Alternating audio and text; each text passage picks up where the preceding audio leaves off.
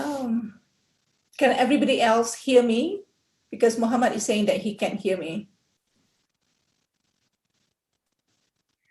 Okay, good. Thank you. So Muhammad, maybe you want to log out and log back in, or maybe check the setting for your audio or for the video as well.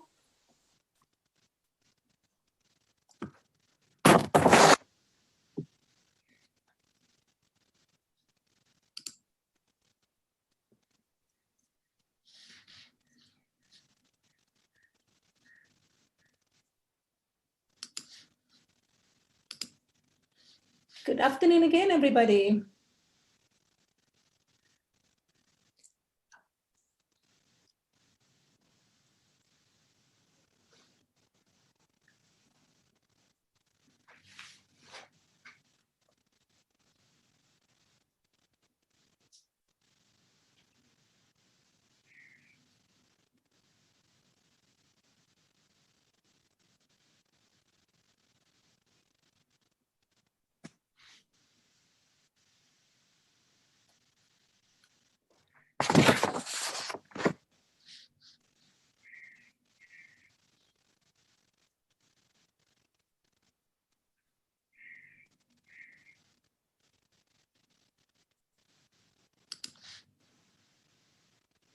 Okay, good afternoon, everybody. Welcome to our webinar series. And I'm just going to give a few more seconds for people to log in, and then we're going to start our program, okay?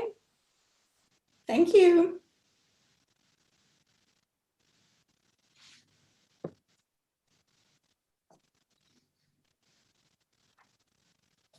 Okay, I think this is perfect. Good afternoon and welcome again, everybody. I'm very, very excited to see everyone here. Thank you so much for being with us. We at CITL are very excited to co-host this event together with Sustainability Department here at AUS. So the title of our webinar is Education for Sustainable Development. So we will focus on the importance of ESD as a tool to envision a better future, and also to reflect on COVID-19's impact on education. And our hope is to exchange and also learn best practices from everybody all around the world, obviously. As such, the theme of our webinar today is something for everyone. So we are hoping that everybody can chip in and then join our forces to make a better learning environment for our students. After all, education is all about human, right? How to be a human, how to connect with one another, and also how to deal with the pandemics. That is the biggest issue that we're facing at the moment. That is a driving force to our webinar today. So we have a wonderful lineup of speakers for you during this 2 days event that we're having. And we are especially excited and grateful to have Dr. Sonia Benjava joining us.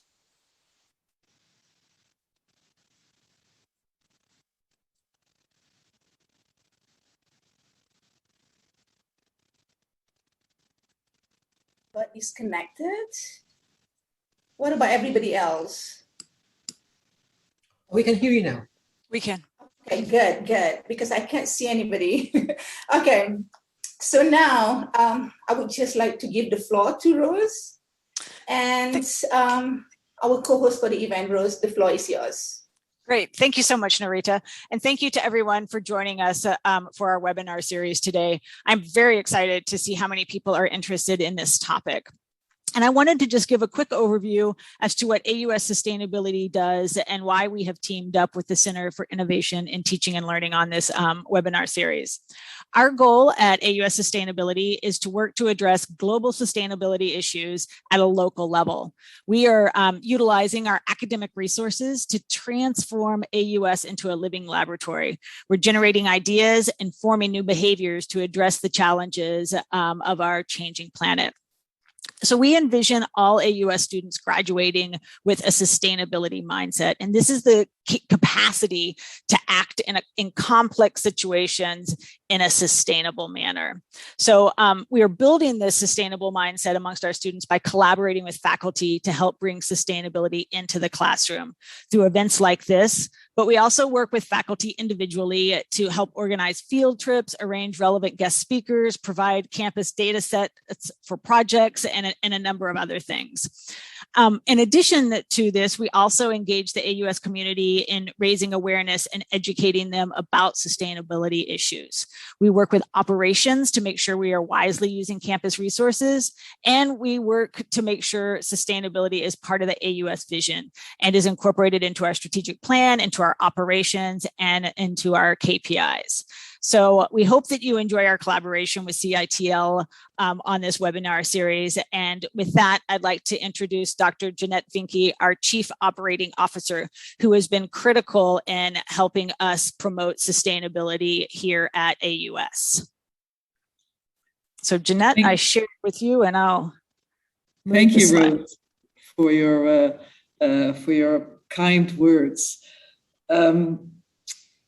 The American University of Sharjah has a mission, right? And for us as educators, we always first go back to the mission. So before I go on and have the honor to introduce our keynote speaker, I'd just like to dwell a little bit on what it is about bringing sustainability into the classroom.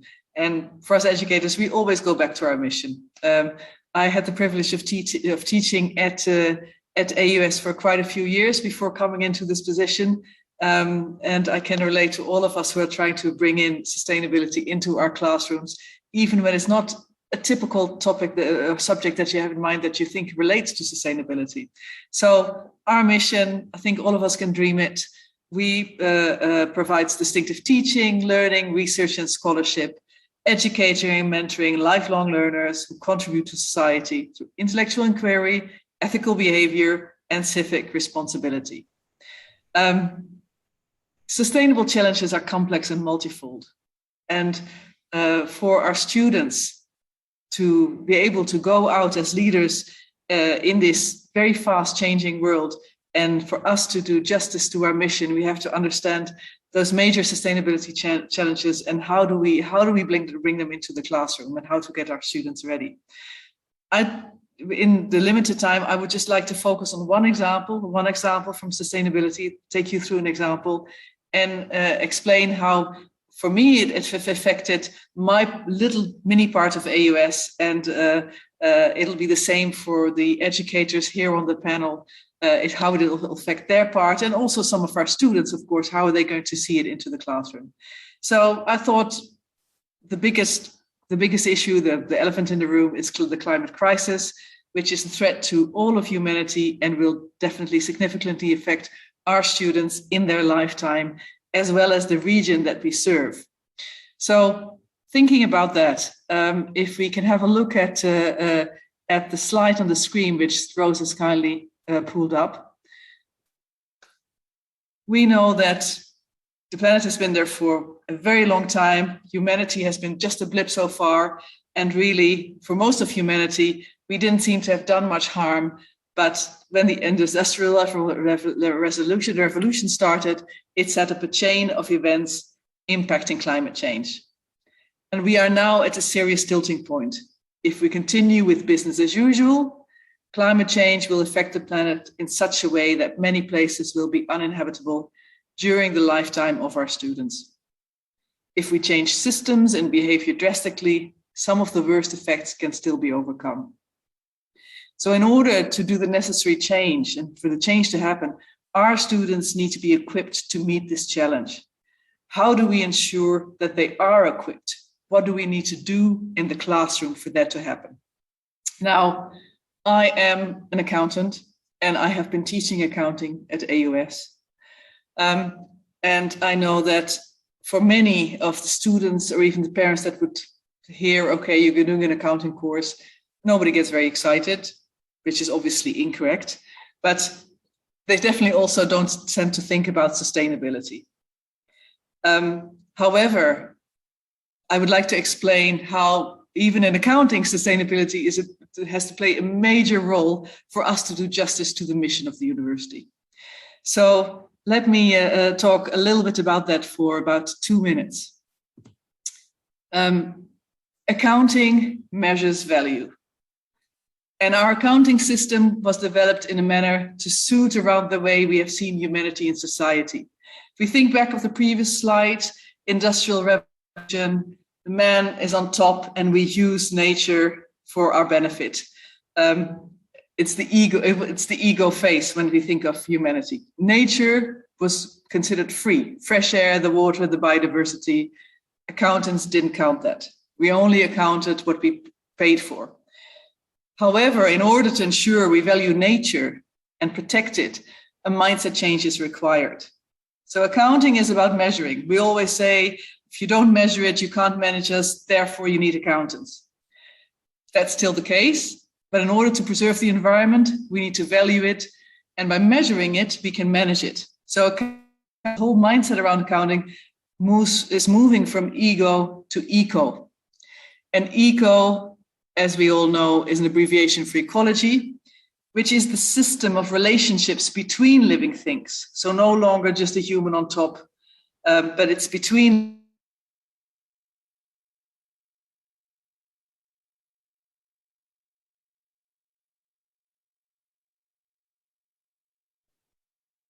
Sorry, can you hear me? Yes. Sorry. So the ecosystem, the system of relationship between living things, and we need to make sure that we are, as accountants even, we move toward that. And we think about that as far as in the classroom when we talk about accounting. So the changing paradigm for accounting, and Rose, if you can put on that last slide. We think about how social, environmental, and economic. I think I'm frozen. We can hear you. Good. And economic, thank you. And economic have to work together. And as accountants, we used to think just of the economic side, but in the classroom, we're talking about bringing those things together. If economic and social are aligned, are equitable,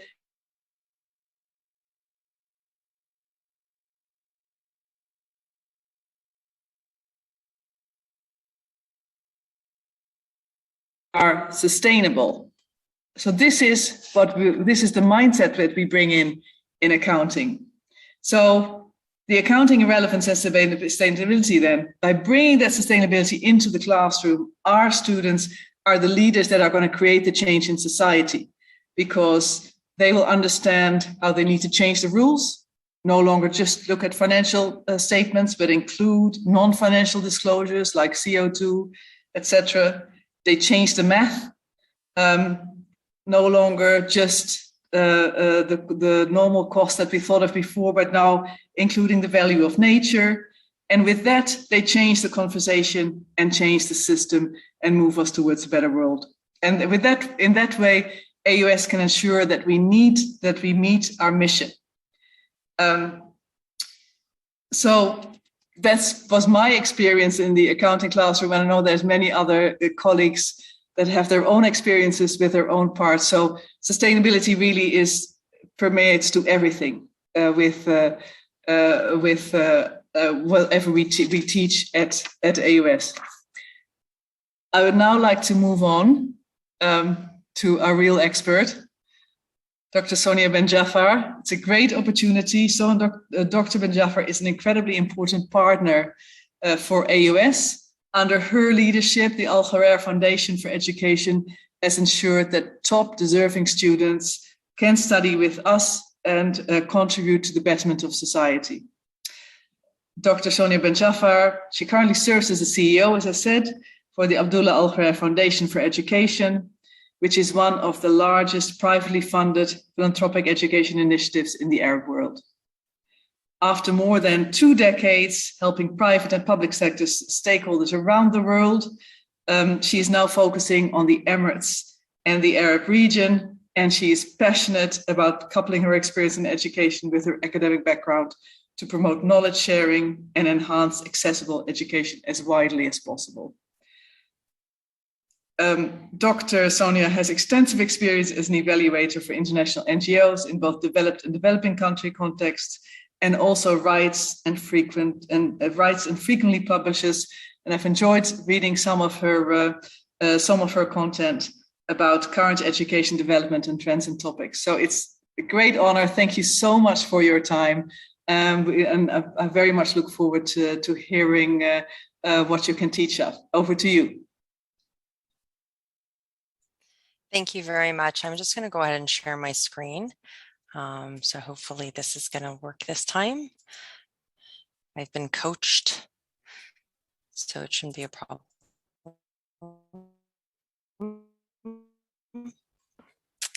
There you go. Everybody see this? We're good? Okay. So welcome everyone. I think that you guys are seeing the wrong screen actually. I'm going to stop this share because I can see that it's the wrong screen. I don't know what happened there. Try this one. Yeah.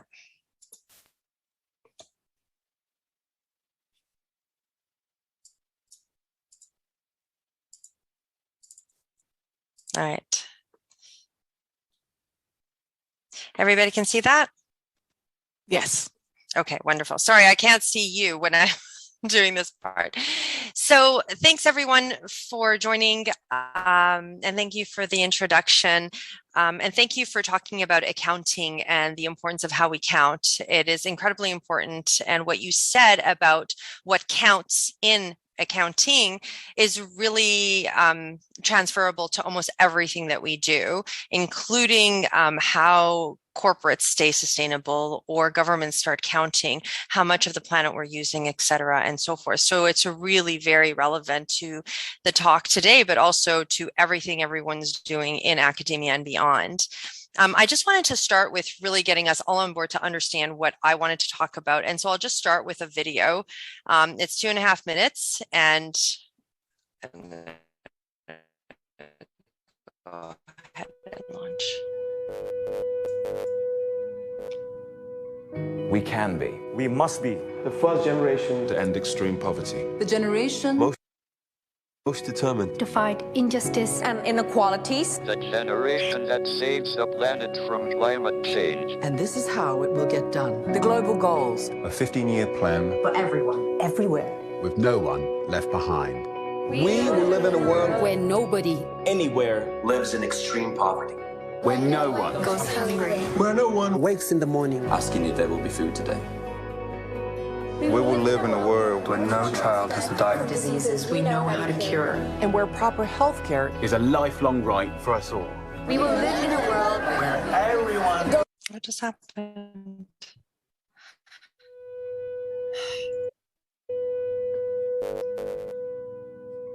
We can be. we must be The first generation to end extreme poverty. the generation most determined to fight injustice and inequalities. The generation that saves the planet from climate change. And this is how it will get done. The global goals. a 15-year plan For everyone, everywhere.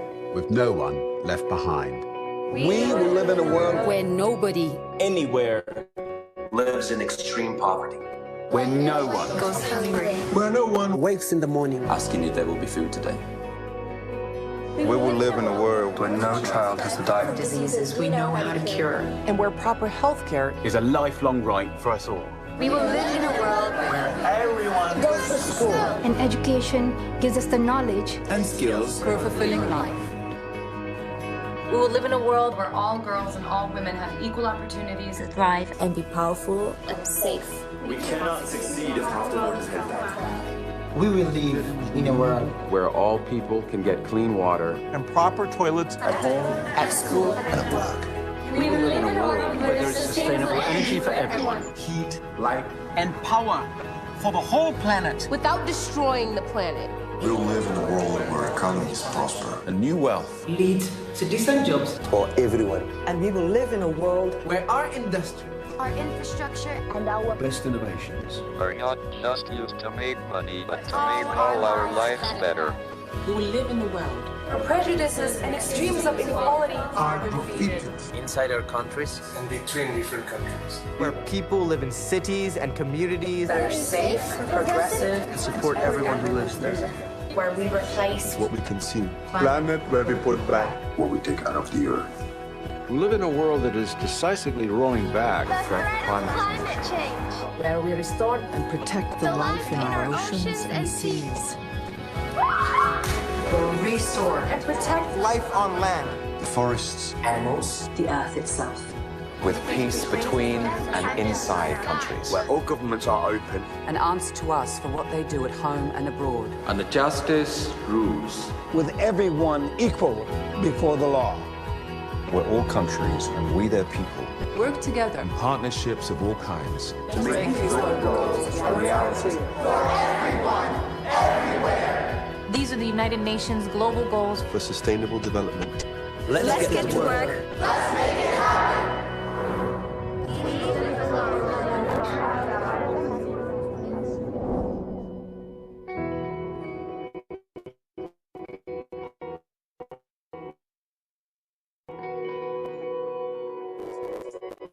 So in terms of how this is connected to a university, when people generally talk about sustainability or the Sustainable Development Goals, who's going to argue with what we just saw?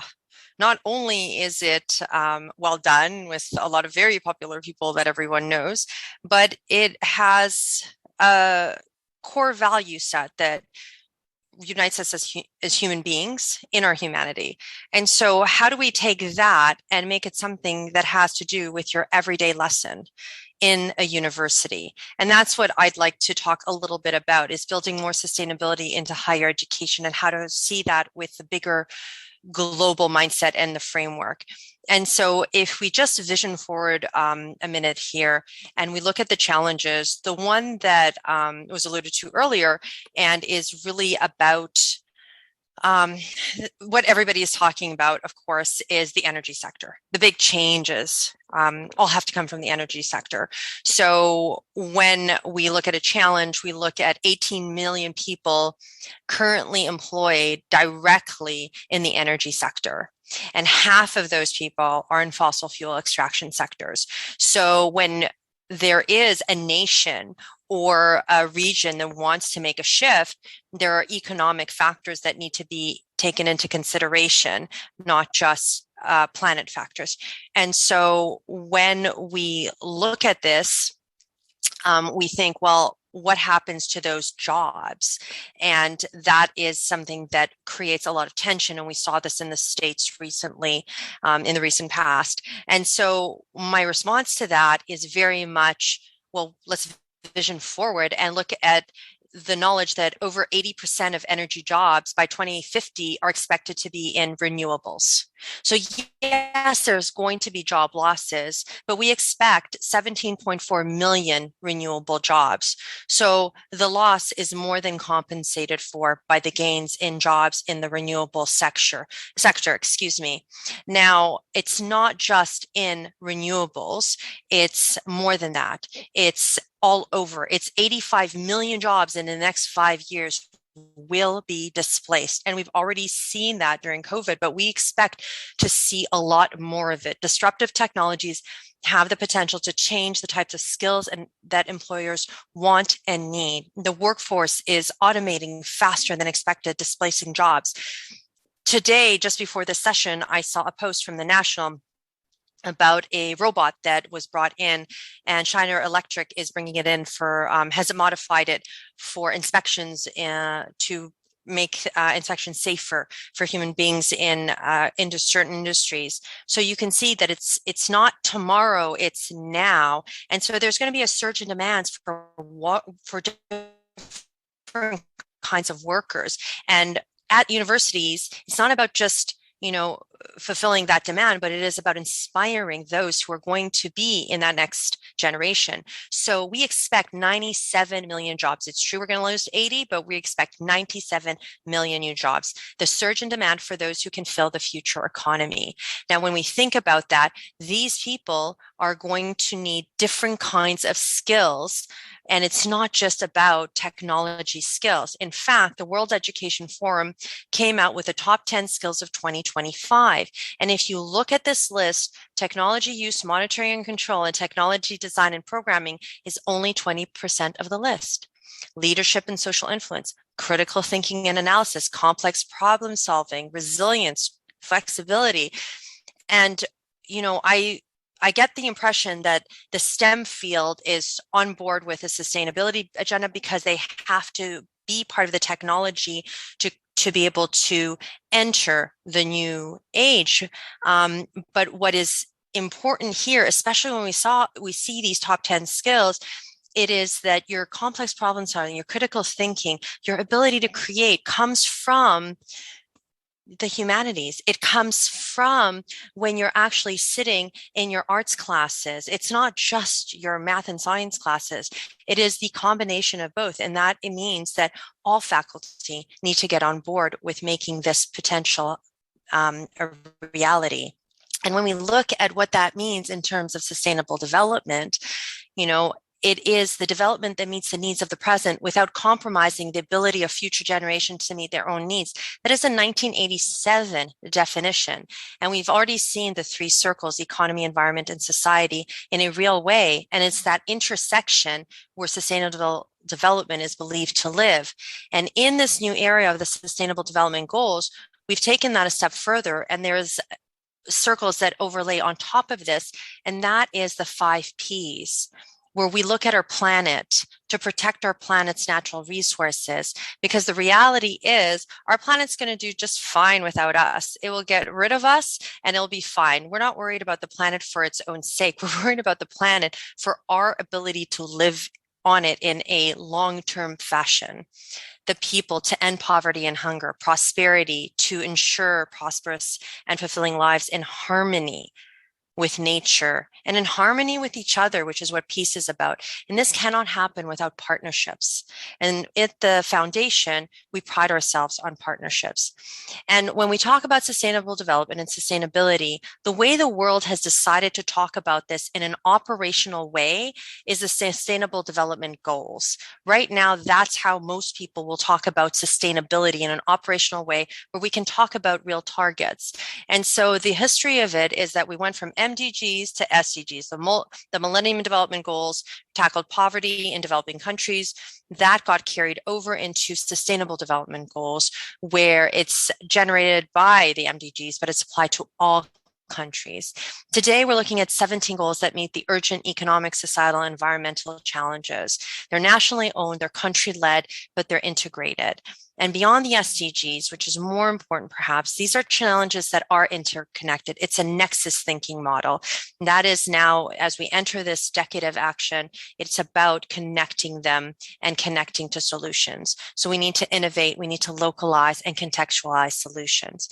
And so when you look at that, and you look at the Sustainable Development Goals, it is the global goals that are put together to end poverty, protect the planet, and ensure prosperity for everyone. And that is a promise for everyone. And it's a promise that the UAE made. And I dare say that promise from the UAE was made before the SDGs caught up, because it was His Highness Sheikh Zayed bin Sultan Al Nahyan, the founding father of the UAE, that said the future generations will be living in a world that is very different from that to which we are accustomed. It is essential that we prepare ourselves and our children for that new world. And that means that education is the nexus of it. It is the linchpin of a sustainable development agenda whose success relies on individuals throughout their lifetime. This is about you as a university, you as a faculty member, you as an educator, as an administrator, to actually engage students on a daily basis so that they can leave, which is what Rose said, with a sustainability mindset, so that they will carry it throughout their lifetime, acquiring relevant knowledge and creating knowledge to develop positive attitudes to address global challenges. And if you look at the Nexus model from the UN and you look at SDG 4, which is quality education, you can see that it influences directly and indirectly peace, climate, responsible consumption, decent work, gender equality, etc., and so on and so forth. So what does that mean for you as an institution? Very specifically for the American University of Sharjah, I was thinking about this and I thought, well, this is interesting because we can look at this in a few ways. SDGs in higher education institutions as a process or as an outcome. Now, as a process, we look at education as an SDG, very much like looking at this Nexus model going through the targets. If we look at it as an outcome, we're no longer looking at just the process, but we're also looking at what you graduate, which are your students, and as a future, the alumni as a workforce and as entrepreneurs. And that means moving from this visual where you are all about the green and the beauty of the campus and making sure that the operational pieces are there, and moving into looking at the mindset and looking at the future and how you're going to teach. So not just looking at the campus and the operational pieces, which you do very well, but making sure that it is embedded in every lesson, in every piece of the values. There are 17 goals and each of them have targets. But if we are to look at it as a process first, we have higher education to look at it as a process. Let's look at the targets that are directly linked to what you do. So target 4.3, to ensure equal access for all women and men to affordable and quality technical, vocational, and tertiary education, including universities. By virtue of you being you're meeting this target. By virtue of the university being present and finding ways to make education accessible, that is what you do every day. Target 4.4, substantially increase the number of youth and adults who have relevant skills, including technical and vocational, for employment, decent jobs, and entrepreneurships. Every time you engage with a student and get them into that elevated state, that engaged state where they are thinking about what they can learn and how they can contribute and where they're going to go next, and then working towards that, we engage and we start meeting target 4.4. I always think it's a privilege to be an educator because just by doing your job, you get to actually make a contribution that is very sustainable to the entire global development. That's always been the case. And it's nice to have that recognized because it is something, it is a daily grind that is not always seen as with a lot of gratitude from some, but we are seeing a shift in that because we are seeing a shift in education and its stance in the world. Target 4.5, to eliminate gender disparities in education and ensure equal access to all levels of education and vocational training for the vulnerable, including persons of disability, Indigenous, children in vulnerable situations. Every time we decide to take one of our lectures and make them accessible, every time we decide to actually look at our websites and say, is this an accessible website? What can I do differently? We actually engage with target 4.5. We start to get there better. But the one that I think is perhaps something that everybody can do right now, tomorrow, is try and target 4.7 better. So 4.7 is about ensuring all learners acquire the knowledge and skills needed to promote sustainable development, including, among others, through education for sustainable development and sustainable lifestyles, human rights, gender equity, promotion of a culture of peace, of nonviolence, global citizenship, and appreciation of cultural diversity and culture's contribution to sustainable development. Now, this one's really interesting because of where we sit in the UAE, the UAE being one of the best places to have tolerance and a harmony of cultures living together. But as educators, I think that we need to assure that in everything that we teach, be it in a literature course, be it in a business course, in a comms course, or in an architecture course, that idea that in everything that we do, we are teaching our kids and our youth and our young adults to have that sustainable development mindset of global citizenship that says the other is just as important as me. That is what it is all about. And then when you look at the indicator attached to 4.7, you see that it is about mainstreaming this. So national education policies are something that you can influence, but university education policies are in your direct control. Curricula is in your direct control. How you teach and how you teach your others to teach is in your direct control. Student assessment is in your direct control. There are things that are not under our direct control, but there are things that are.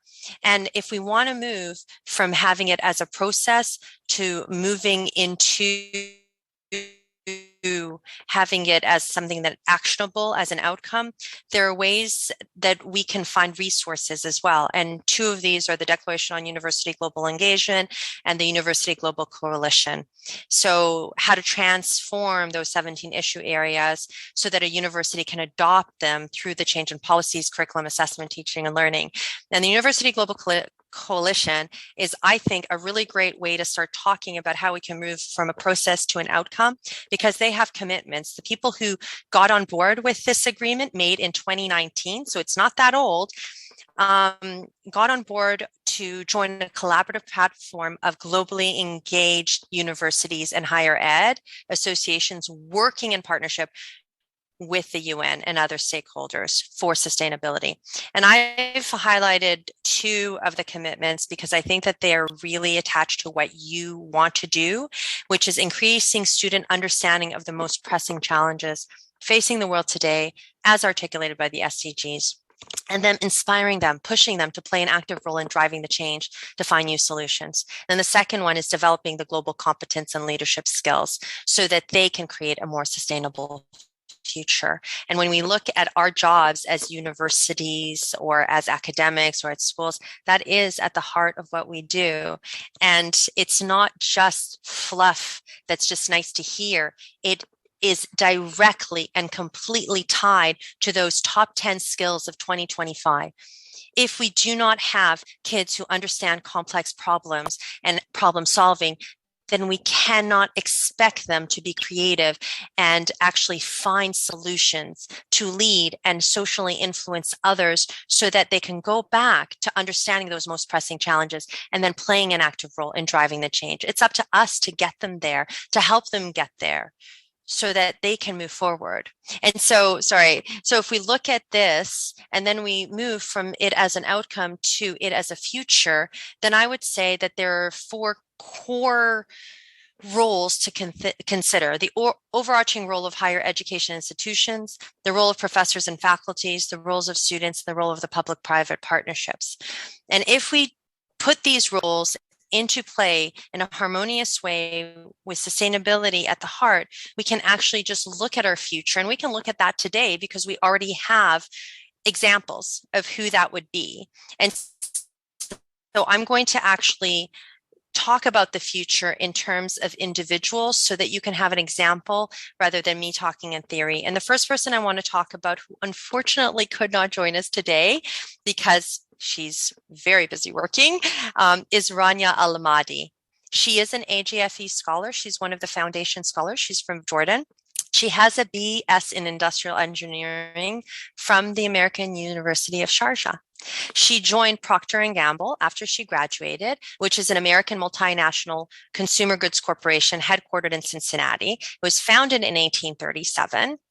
And she didn't just join them. She joined them as a supply chain manager, which means that her decisions, the decisions you helped her learn how to make, are strategic decisions around operation management to align an effective supply chain that supports P&G, their consumer goods business.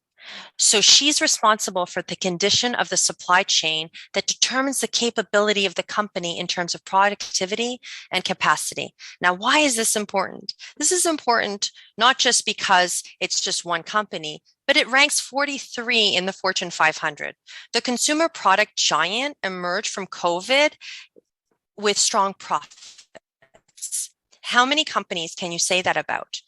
They exceeded their own fiscal year 2020 goals by 6% in organic sales. They had 13% core earnings per share growth. That was partially thanks to the fact that all of us needed more home good brands like Charmin, Bounty, Downy, and more, right? They did well. And she's responsible for making sure that that growth does not deplete our planet. That growth does not abuse people in the supply chain line. In fact, their leap in revenue almost across the board with net sales of 19.7 billion in Q2 in 2021 was plus 8% from 2020. Their share price actually weathered market volatility. It rose over 15% from March 2nd through to May 24th from 2020 to 2021. They increased their quarterly dividends by 10% in April 2021. Now, it's easy to say this might have just been a small blip, but in fact, this was the 65th consecutive year that P&G boosted its dividends. Now, why am I telling you all of this? So what? It's the big multinational. It makes a lot of money because P&G has been reporting on their sustainability since 1999. They have conflict mineral reports, corporate citizenship reports, and environmental sustainability reports. They have sustainability goals for 2030 that are ambitious, that cut across supply chain and employees, society, and brand. When we look at Rania, we look at their 2030 ambition to reduce their supply chain footprint. If she doesn't understand her role within the global context, we don't have a hope of actually reaching that ambition.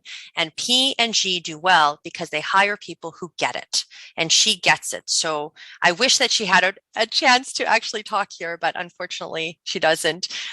So I will introduce you to our next scholar, Mohammed El-Khatib, the future, AGFE scholar from Palestine, MS in Engineering Systems Management from the American University of Sharjah. Now, here's what's interesting about Mohammed, who is with us today, who's going to take the mic over in a second, is that Mohammed got an MS in Engineering Systems. He then went to Johnson & Johnson, but he didn't just go to this American MNC founded in 1886. He actually went as category and digital manager at Johnson & Johnson. So he's part of the development and management of digital touchpoints to deliver communication objectives of J&J's vision care brands. So what does that mean? It means that he's not on the line in the technical piece. It means that he needs to understand their bigger pieces. He evaluates customer research, competitor data, market conditions, and new technologies, identifies trends and insights. He leads and executes all GCC trade marketing initiatives in partnership with sales managers and ensures that results are achieved. Now, I know Mohammed will tell you, I hope he will tell you that he just got promoted because he did well. Now, this is number 46 of the Fortune 500 companies. They include 250 subsidiaries across 16 countries. They have operations in 60 countries. They actually operate in 175. Their worldwide sales last year was $82.6 billion. They are a household name. Now, again, just like every MNC that does really well, they actually subscribe to the SDGs and make it part of their work. Health for Humanities 2025 goals. They look at the global health equity, their people, their planet, their partners. And this is very important for people like Mohammed, graduates from your university who learned about having a sustainability mindset, need to have that kind of mindset to be able to work in these kind of roles. And so when you look at what the brand wants to achieve, my big question for Mohammed, who will answer it himself, is how did a master's in engineering incorporate sustainability and prepare you for this role at Johnson & Johnson? And so, Mohammed, I'll go ahead and mute and let you answer the question. Hi, Sonia, can you hear me? Okay, perfect. So thanks a lot for this opportunity and giving me the chance to talk on this very interesting and exciting topic as well.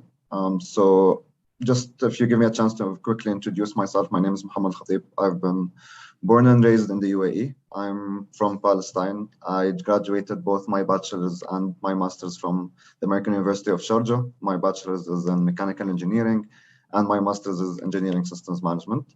I've been with Johnson & Johnson for around 4 years, where I joined them as a graduate trainee, moved to product management team with the consumer goods division, working on Johnson's Baby as a brand. And then recently moved into the vision care division, working on IQView lenses as a category and digital manager. So specifically on your question of how did a master's degree in engineering incorporate sustainability and prepare me for this role. So as you mentioned, Sonia, on referring back to your list on the top 10 skills needed by the next 5 years. So those top 5 of those skills were around problem solving. And that's one of the main things I think I got out of both engineering degrees and both engineering aspects, especially that I did not pursue a very technical role with my degrees. However, as you see with the changing business landscape, and I think the pandemic has basically accelerated that changing landscape, and it gave rise to new challenges and new opportunities as well. As we get those challenges, there becomes a need for more generalization and a workforce that is resilient to those changes, and a workforce that can actually handle those changes and handle new challenges as well. This is why kind of an engineering degree prepares you for that, because you have more or less the overall critical thinking, analytical problem solving skills, which helps you thrive in whatever role you're in. And over the past 5 years, I've worked in 5 different functions, and each of those functions, they weren't related technically to engineering, but the engineering degree and the engineering mindset helped me succeed in all of these roles, and it's still making me succeed across. Now, with sustainability specifically, I can talk around specific skills that I gotten from my master's that helped me at least understand sustainability and how to incorporate it as well, and what's the importance of it. So I think one of the main things gotten from my master's is around statistics and data analysis, as well as data science as well. It might be a bit unique in terms of answering that from a statistics perspective, but if you look at it, you'll see a lot of abundance of data, and abundance of scientific studies, and abundance of reports, articles that are coming out as well. But there's also increasing importance on understanding the data behind those studies. If we see a clinical trial, for example, with specific results, it's also important to understand the statistics behind it. What was the trial based on? What was the sample size? What did it represent? Was the sample inclusive or not inclusive? So it's looking at it from this data and having the ability to understand from that perspective is also extremely important. An engineering mindset also helped me understand, okay, so when we come and say we're going to reduce waste, or we're going to make our logistics more efficient, or we're going to use sustainable energy. So what does that, so we hear it all the time, but it's also good to understand it from a technical perspective as well, and the things and the efforts that are needed for us to do those changes, and the bold decisions we need to make those improvements or to have those efficiencies. So understanding it from a technical perspective allows you to appreciate it, number one, and also to act upon it, and in my case, communicate it to our consumers. Because when you're working on brands that actually use a lot of, let's say, plastics or plastic packaging, there is a growing concern on plastic packaging, for example. And we need to make sure we're in a place to answer to our consumers when they tell us, are your products sustainable? Do you have a plan to make your products more sustainable? How are you producing those products? Is it from renewable resources? Are you still using fewer resources? So also having that knowledge and understanding to be able to answer those questions and to answer to our patients and consumers is one of the most important things I've gotten from my degree. Thank you, Mohammed. I think it's really important, actually, that you did talk about statistics, and you did talk about how you were able to pull from every single piece you knew, and the importance of communicating out and communicating to others.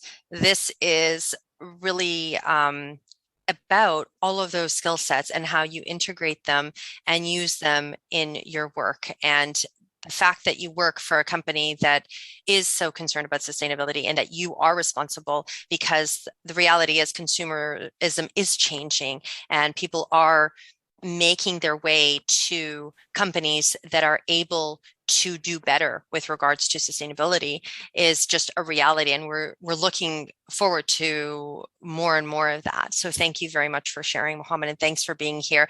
And please stay in case anybody else has a question for you. I'm going to talk about one more scholar, if you will permit me, and that's Mohammed Essam Al-Luzun. And so he is an AGFE scholar, and he's from the UAE. He has a master's in civil engineering from the American University of Sharjah and an MBA in finance from the American University of Dubai. And he graduated and he's working with DIWA. And what's interesting about his role in DIWA, I'll go back, is that DIWA supports UAE's efforts to meet its global responsibilities. The UAE has been very public about subscribing to that. He is the operations planning engineer at DIWA. He's an adjunct professor of civil engineering at the University of Balamand in Dubai. He operates Dubai's distribution water network. He studies feasibility of new network connections, and he will plan for emergency distribution water network outages. And this is directly linked to SDG 6, I believe, is clean water. And so when he talks about supporting UAE's efforts to meet global responsibility to fight climate change, that's part of DIWA's pieces. He helps to increase the shares of clean and renewable energy in Dubai's energy mix. DIWA has decreased by 22% their net carbon dioxide emissions in Dubai, and that is 2 years ahead of their strategy. And the current target now is to reduce the carbon emissions by 16% for 2021. And as a sole supplier of electricity and water to Dubai, it's a top priority for them. And so my question for Mohammed, if you're online, Mohammed, how did your master's in engineering and your MBA programs incorporate sustainability so that you can work towards these goals? Hi, good evening, everyone, and thank you for the possibility here to making me present for this great opportunity. If you allow me to introduce myself first, it's Mohammed Isam Al-Lozan, UAE National Civil Engineer working in Dubai Electricity and Water Authority. I work as a water engineer for the past 3 years with DIWA. On top of that, I'm currently working as a part-time professor of civil engineering in the University of Balamand in Dubai. As Ms. Sonia mentioned, I had my master's degree in civil engineering from AUS. And during that program, I was exposed to multiple sustainable engineering courses, which are, we can say, sustainable transport planning and sustainable engineering construction materials.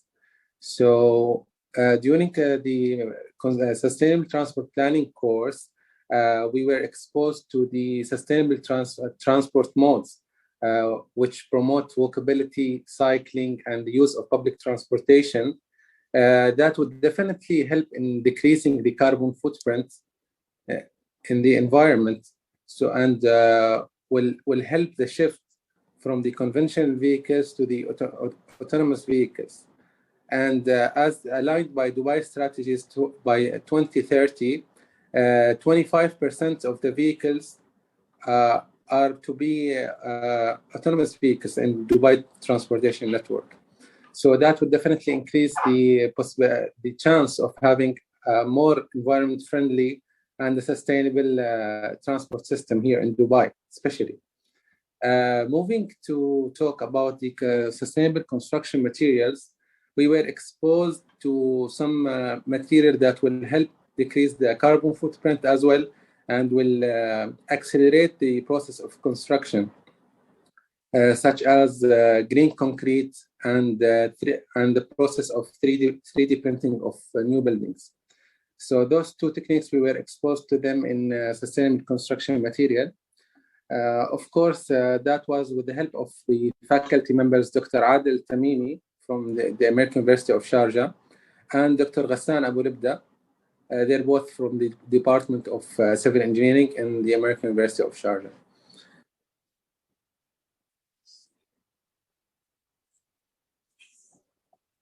Thank you, Mohammed. So as we look at the future, I think these are three perfect examples of exactly if we embed that sustainability mindset, they will take it in whatever direction it needs to go. And that is when, for me, when I look at the role of professor, student, public partnership, private partnerships, and what you do is how can you embed it more in every lesson, embed it more in every opportunity. And a really low-hanging fruit, especially now, is actually the Sustainable Development Impact Summit, which is coming up. from the 20th to the 23rd. So I wanted to make sure you had something very concrete where you can take case studies. And this is hosted alongside the United Nations General Assembly. And it's about how to accelerate the recovery. And it's a platform for laying the foundation to work beyond the silos and across stakeholders. And so this is just one example of some of the blogs that you're going to see if you go to the site. So you can really just grab some very quick, easy reads that are not very long and that talk about artificial intelligence, the SDGs, environmental natural resources, and then different places like India, et cetera, so on and so forth. And in fact, the upcoming blog is going to showcase that this is not just about us or academics, it is being imposed on everyone. And one of the calls will be 5 ways that multinationals can expand their impact on the SDGs, very much like Johnson & Johnson is doing, Unilever, all of them, NG. And one of the biggest things is put it on the scorecard of the CEO because it's going to matter. And I guarantee you, if it's on the scorecard of the CEO, it will trickle down onto the performance management of every employee. So it's important that we're already there because this is the future. For those people who are not already on board, they're going to have to get there. And so sustainability in HEI, so when we're looking at that for you in particular, the reality is you already are there and so close to just tipping the balance. You already are pressing for your students to get it. You're already winning awards for it in terms of your operations. And now it's just moving beyond that and making sure that you actually have it in every single lesson and in all of the other creative ways that universities can do that. And I'm going to close there and I'll stop sharing my screen and open it up. I'm sorry that there's not a lot of time, but there's still some time for questions, I hope. Thank you. Let's see if I can do that.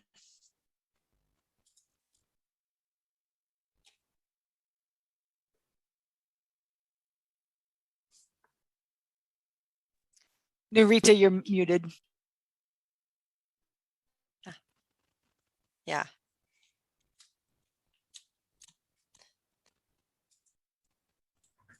Narita, you're still muted. I'm sorry.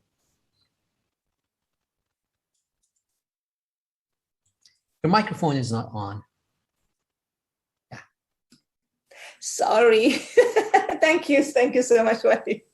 I was just saying that thank you so much, Sonia, for this very inspiring talk. And also thank you for bringing back some of our students, because it really, I guess, we need this kind of discussion to hear back from our students so we know exactly what we're doing right, what we're doing wrong, and how exactly can we improve further. And as part of the strategy that we're doing here at AUS as well, we want to make sure that we will always improve and keep innovating. So this is really something that we need to hear today. So if anybody have any question, if you want to come to your mic, just please raise your hand. We can promote you and you can come forward and talk directly to us. If not, please feel free to enter your question in the chat. Okay, let me just see if there's any questions. So I see a lot of different comments. So people are very happy, I guess, to hear what you had to say, Sonia, because this kind of, I guess, reassures every single thing that we're trying to put together here at AUS. So thank you again for that. Okay, let me just scroll.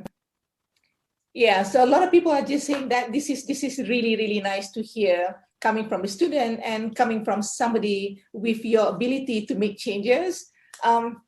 Also, I just want to add here is that moving forward, we are hoping that we can do a lot more collaboration. Obviously, we as academic institution, we definitely need to do a lot more in terms of preparing our future students for the future work and for the future of the world as well. If there is no further question, I just want to say,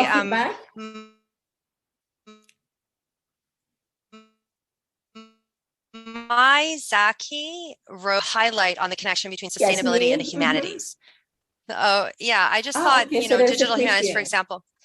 Well, it's a comment, but I thought it's a really important one to make. You know, its roles, and I was wondering, would this person, May Zaki, comment a little bit more on that, if they're willing to, because I think that this one is incredibly important. Like I said before, I think that there is, May, great, thank you. If you would take the mic, I think that it's really what you're talking about is incredibly important. And I would love for your professors, especially your humanities professors, to hear this directly from you, because I've said this and I'll say it again. I have great hope, only because this is a generation that will not accept not being sustainable in the future and not being taught it now. So may I pass the mic to you, or Mai? Yes, sure. Yeah, it's May. And thank you so much, May, for joining us all the way from, you're in the UK right now, right, May? Yeah, thank you so much for picking up on my comment, because I love talking about sustainability in higher education, but every time it's all about sciences and economics and finance and things like that, and the humanities get kind of, you know, forgotten a little bit. But so that's why I wanted to highlight this point. I'm in humanities, and specifically in digital humanities. I think it's really picking up all over the world. For our part of the world, in the Arab world, we have a huge responsibility in catching up with what's happening in digital humanities, whether we are studying the past, whether we're studying our history, our texts, our old texts, or our modern ones. Digitization is playing a very important role in maintaining these studies and making them more sustainable, more accessible for people. In today's world, you don't have to travel miles away to get access to a historic book, for example. So there's a lot of work that's been done in digital humanities, and I think in this part of the world, we actually need to do more, and we try to incorporate it in our teaching as well. Thank you. Thank you for that. I think that nothing to. Yeah, thank you so much, May, and thanks again for joining us all the way during your sabbatical. Yeah, do we have any other questions? If not, I'm just going to wrap up this session. Thank you again, Sonia. Thank you again for to Muhammad, the two Muhammads, for joining us. We really appreciate the feedback that you have to say here. Okay, so now I'm going to pass the floor to Rose. We are going to move to the second session that we have here. It's a panel discussion. So please stay tuned with us. Thank you so much, Narita. So yes, so our next session is a panel discussion integrating sustainability principles into the classroom. And so I'm excited to introduce our three panelists and to talk to them more about this idea of integrating it into the classroom. We have Dr. Victoria Tate, who is a lecturer practitioner in education for sustainability at Angli Ruskin University in the UK. We have Mr. Camilo Ciro, Associate Professor of Architecture in the College of Architecture, Arts and Design here at AUS. And we have Ms. Rania Al-Ahmadi, who is the head of she works as the head of CRS and PR and communications at eWings here in Dubai. And so we've put this panelist together coming from three different perspectives. So Victoria is coming from the idea of not only teaching sustainability specifically, but teaching faculty to integrate sustainability into the work that they're doing and making sure that they're touching on that. Camilo is a professor here on campus who brings sustainability from that perspective, brings sustainability into his classroom.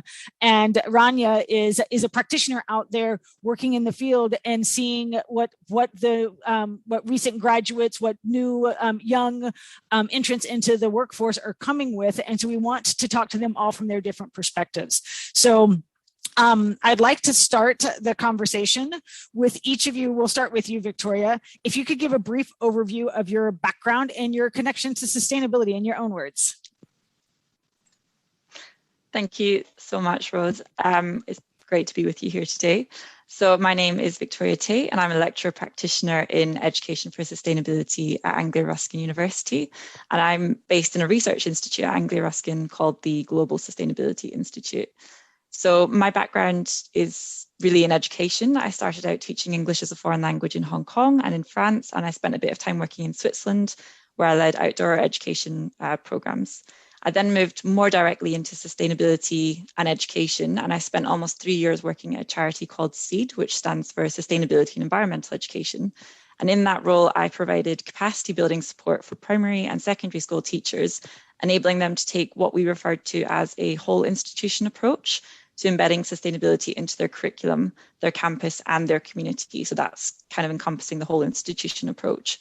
So in this position, I ran our annual National Sustainable Schools Conference. I supported the delivery of our Learning for Sustainability Facilitation course, and I ran training workshops for teachers, both based here in the UK and around the world as well. So in my current role as a lecturer practitioner in Education for Sustainability at Anglia-Ruskin, as Rose kindly said, my role is split between sort of two sides really. So on the one hand, I actually teach sustainability as part of specific modules, but I also support the delivery of the university's sustainability strategy as a whole. And the strategy takes, again, a whole institution approach to sustainability, and it encompasses all elements of our university, from our curriculum and research to our campuses and community. The teaching that I'm actually doing at Anglia-Ruskin relates to the concept of climate justice and social inequality, and making sure the links between the two are made explicit for our students. Wow, great. Very excited to hear more about what you're doing and how it's working at Anglia-Ruskin. So Camilo, could you talk a little bit and give a brief overview of your background and your connection to sustainability?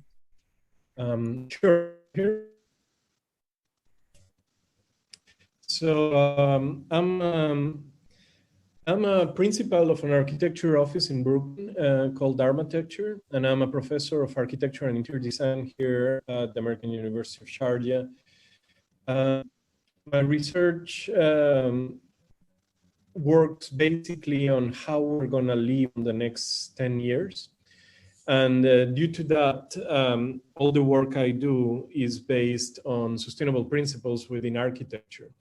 But because of the nature of how architecture and interior design work, the idea of sustainability has had a shift. We are moving too slow, and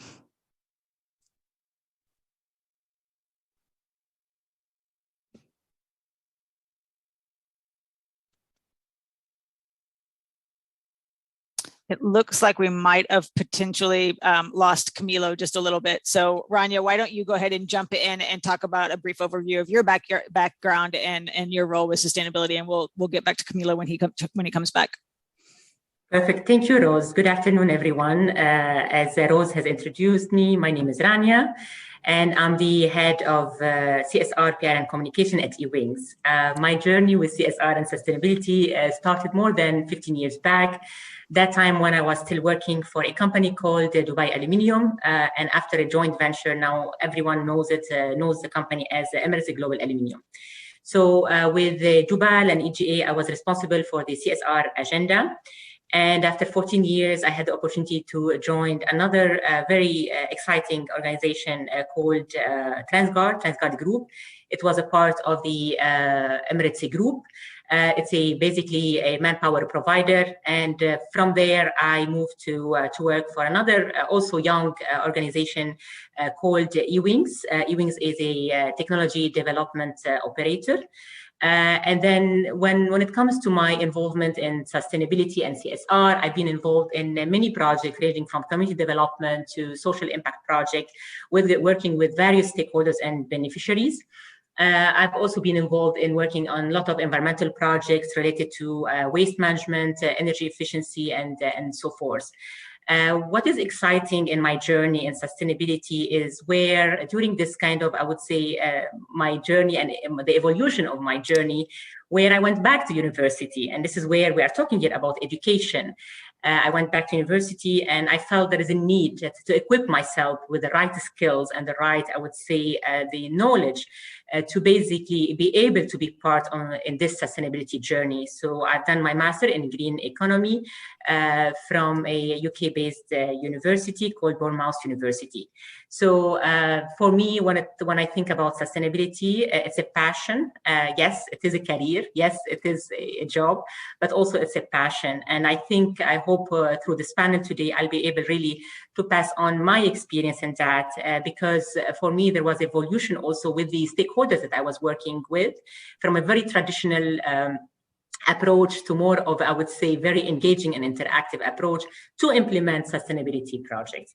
So this is in a nutshell, and I'm not sure if Camilo is back on track to start our panel, but I'd like you, maybe we can start our discussion rather than talking and focusing about my journey.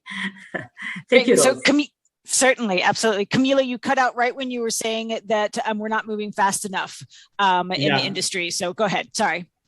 I don't know what happened. It just the window never just fails. disappeared. So the architecture functions in a very specific way where we're looking at the future constantly. And sustainability is moving too slow. So right now we are, at least the sustainability movement in architecture is really moving towards survivability.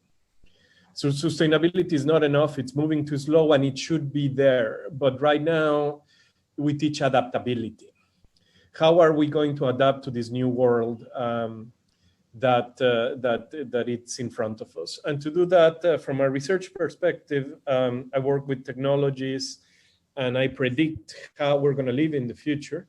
And one side of our work has to do with floating architecture, producing food at home, producing energy at home. But the other side has to do with the colonization of Mars. So here at the university, we've had the studios that work on all of these subjects. I have a master's from Columbia University. I've been teaching here in the UAE for 7 years, I think. Basically, the approach we have around the events and the things I create for AUS is one in which we have to teach agency to the students. That teaching sustainability is pretty useless if the student doesn't believe that he can be a participant in the process. And to do that, we've developed a study abroad program in the city of Barcelona that focuses on sustainable technologies and sustainable systems. And all the work that we do here at the US revolves around the implementation of sustainable technologies and materials and all of these emerging technologies into our process. But we also try to work from the perspective of the social. So a lot of the work we do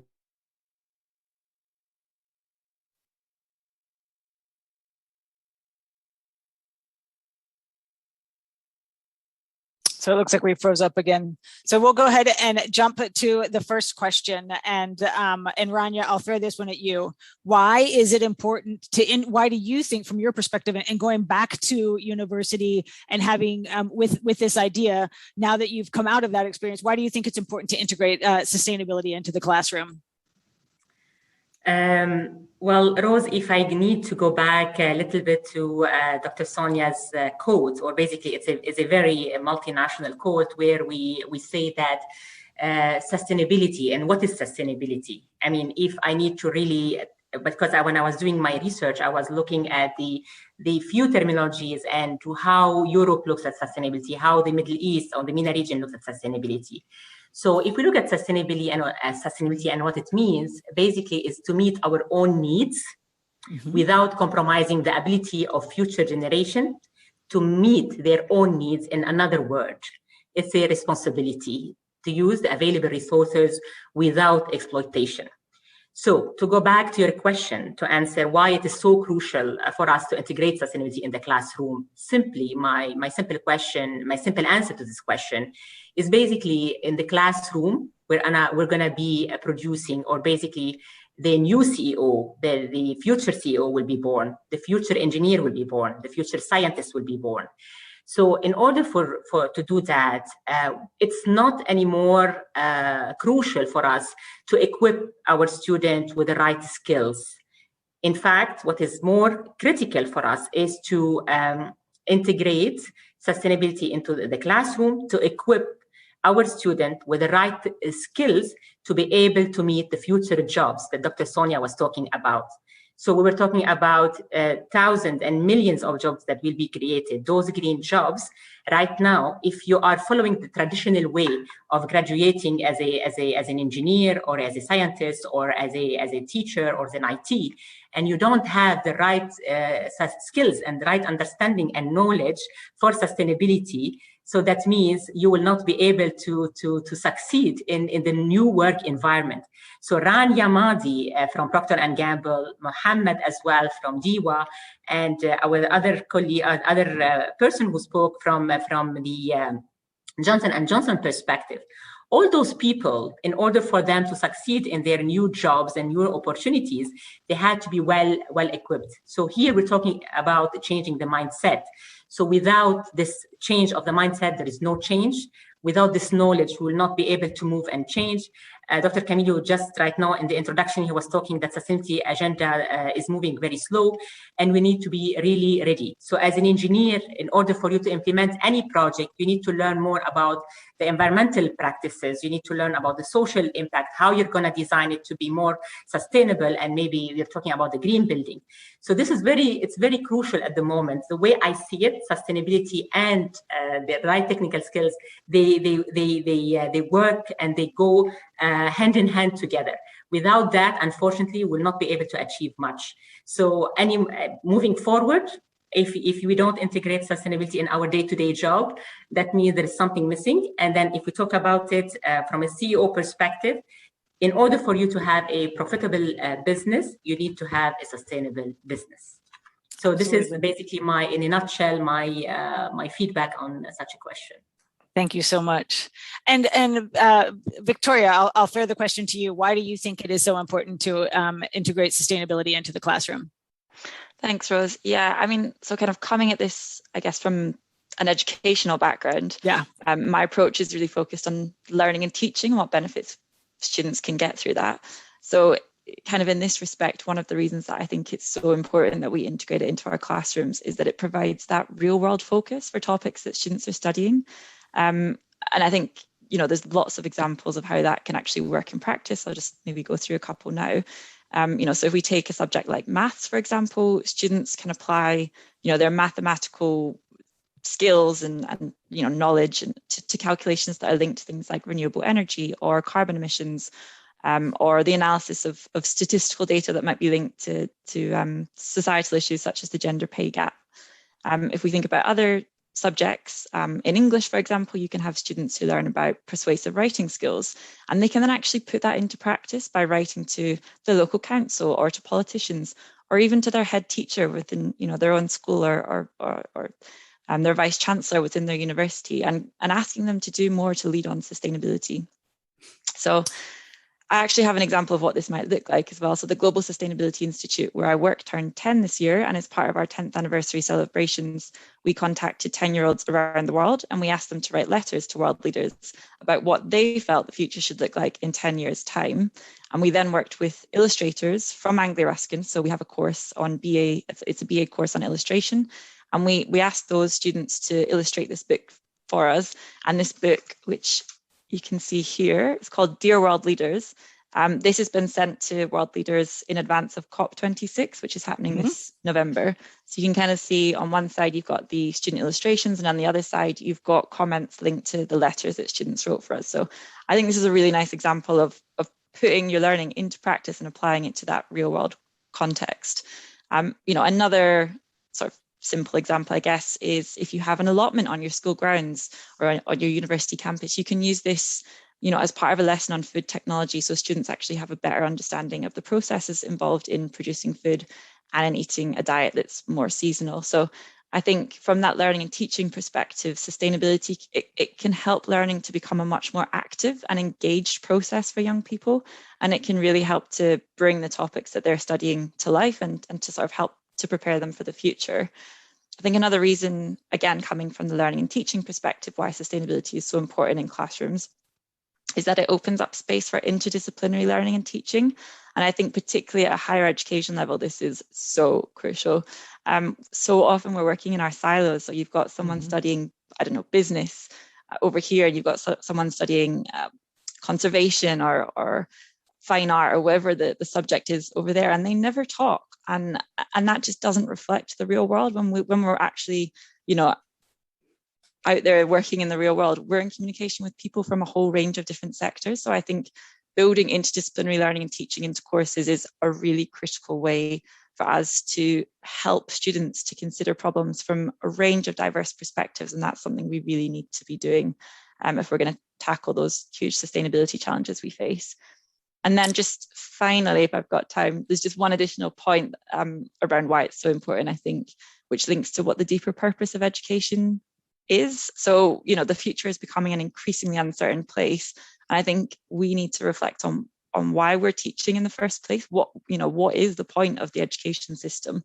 And in England, there's actually a group of over 100 universities and NGOs and sort of student union groups and variety of different people who are looking specifically at this question in relation to a target that exists in the Sustainable Development Goals. It's target 4.7. And essentially that target says that by 2030, all learners should acquire knowledge and skills needed to promote sustainable development. And that includes things like education for sustainable development and human rights and gender equality.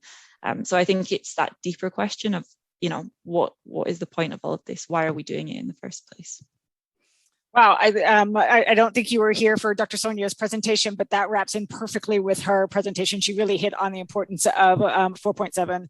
And so I love to see that these things, you know, that it is also interconnected, not just with the Sustainable Development Goals, but how we're thinking about these things and how this is being applied, you know, theoretically and in the field.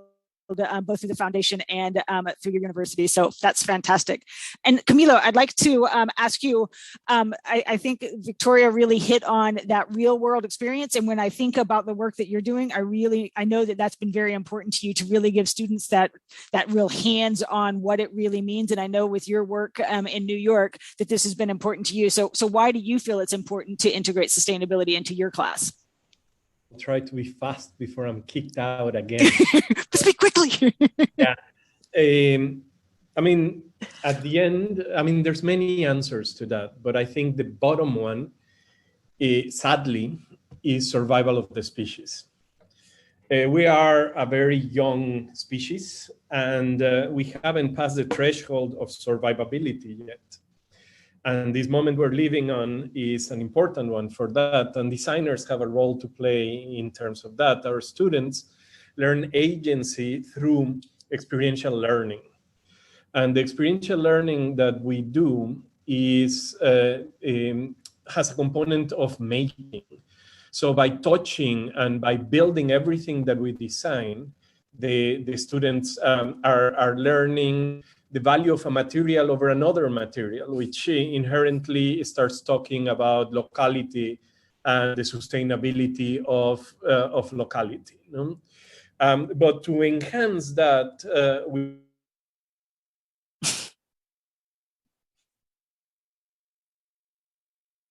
Apparently, we put a time limit on Camilo's answers. He was right. He has about a 2-minute window to speak. So we will go ahead and continue to move forward and catch up with him when he jumps back on.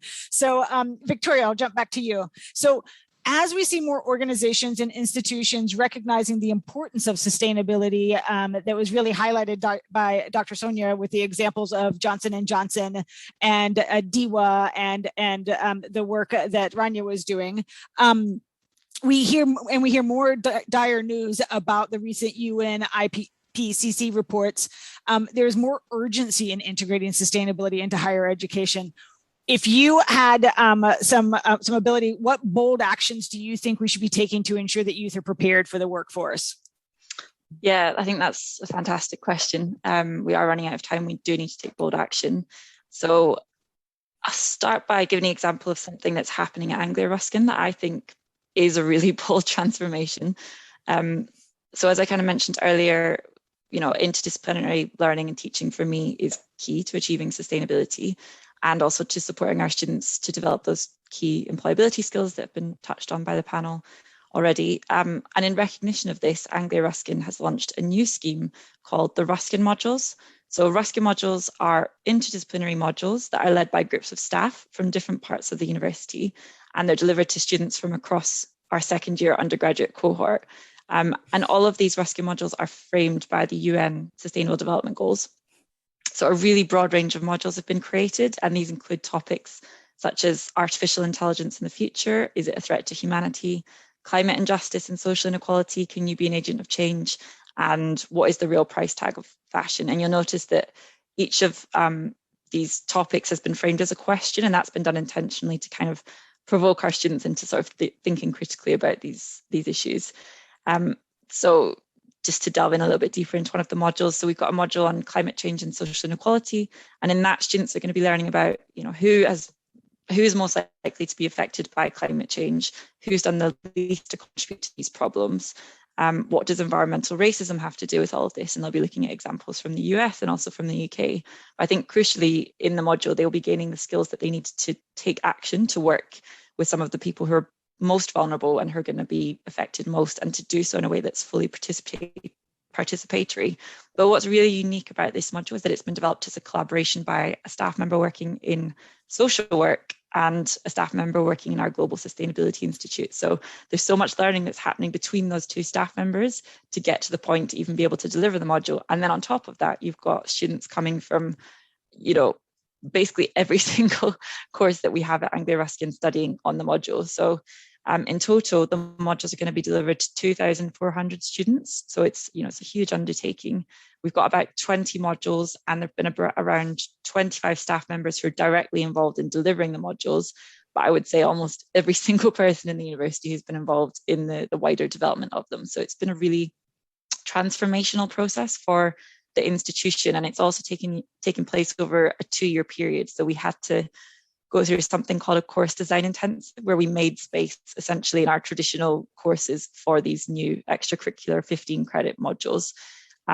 And I think for the staff who've been involved, it's been quite a transformational sort of process. So we've had comments because we did some research on this. So staff have said, it really helps them to feel more like a community and to understand what's actually happening across the institution, so that we're not just working in those individual silos, and really feeling like the whole institution is going to benefit.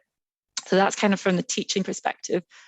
From the kind of physical environment perspective, because I think this plays a really important role in shaping students' expectations of what a sustainable future should look like, and then taking that forward into their own workplaces. So just to give an example of that, in Cambridge, it's very common for people to cycle, and there's a lot of infrastructure set up for people to cycle around the city. And that really helps to reinforce the attitude that cycling and public transport should be the norm rather than the exception. And hopefully that's something they're going to take forward.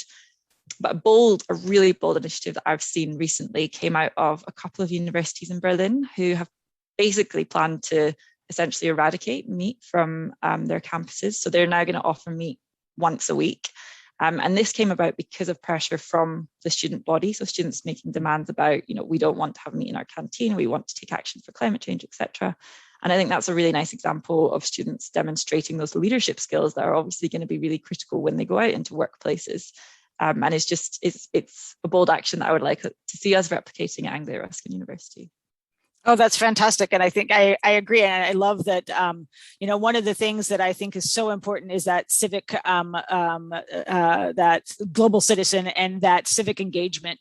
And to hear that students are actually doing that and pushing forward to meet their goals, that's fantastic. So Camila, while we have you, why don't you go ahead and finish up on the classroom and then talk about some bold actions that you would like to see or that you think we could take? So I was saying that we teach experientially, and that takes us outside a lot, and it takes us to engage with communities, and it takes us to do field work. And thanks to that, we were able to generate a bunch of summer trips for the students that culminated in a Barcelona Study Abroad program that basically functions around the theme of sustainability. But the other trips, we've taken students to Cambodia, for example. And it puts students from the Middle East in places they probably will never visit again in their lives. And especially AUS students get to see poverty. And after living a month in one of those communities, they learned that that was not a poor community. See? So there's a social interaction that we are adding to our design components that is very important in terms of our academic approach towards understanding sustainability, which puts the student face-to-face with social sustainability. So it's not just materials and it's not just technologies in that sense. And what was your second question? So what kind of bold action would you like to see happening in higher education to push us forward in meeting our sustainability goals? So before I'm disconnected yes. again, I think I think that we have to stop being fashionably sustainable. As Victoria said a moment ago with her example of the meat in the cafeteria, if we're going to take sustainability and the needs of the planet seriously, we've already run out of time 15 years ago. So we need to start changing ourselves faster. Humans don't change quickly, and that has been one of the major problems. We need to become vegetarians. We need to start acting in ways where we don't consume plastic.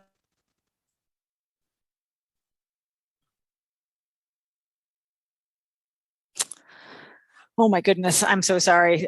Poor Camilo.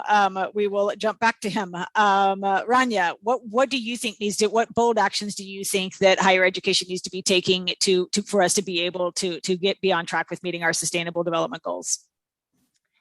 Okay. I mean, if I think about it, and if I reflect on the topic of that we are discussing today, I took the liberty to do a little bit of research about youth, especially youth in this part of the world and worldwide. So one of the figures that really attracted my attention, and it really scared me to the point that I feel like there is a lot of responsibilities when it comes to the education system to equip the new generation to be more sustainable, I would say advocates. So if we think about the recent figures released, we have around 1.8 billion young people in the world today. Here we're talking about the largest generation of youth in history.